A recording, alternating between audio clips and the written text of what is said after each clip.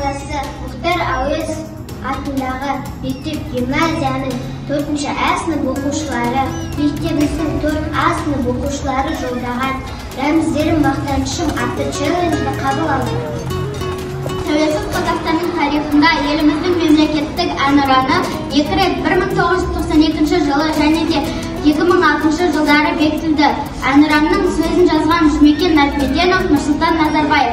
Әнін жазған қазақтың ұлы композиторы Шәмші Қалдаяқов. Қазақстан Республикамыздың мемлекеттік елтаңбасы авторлары белгілі сәулетшілер Жандарбек Мәлібеков пен Шотаман Уәлиханов. Елтаңбаларымыздың ортасында шаңырақ туып бейнеленген, ертегідегі қоспырақ, төбедегі жұлдыз және Қазақстан деген жазылған. Елдігімнің белгісі білу керек баладағы ең кіші рәміздерім әнұран ту елтаңба рәміздері жатқа білген жөн кісі.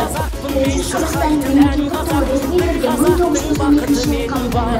Оның авторы белгілі суретші Бар қазақ, мен қазақпын, түрім қазақ, тіл қазақ.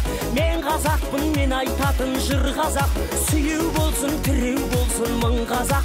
Сүрінгенде, бүлінгенде бір қазақ. Қазақ болып тумағанда нетерем, қалай басқа байрақтарды көтерем. Жеті бірдей қазынамнан айрылып, жет атамды жаттай алмай кетерем. Қазақ болып тумағанда нетерем,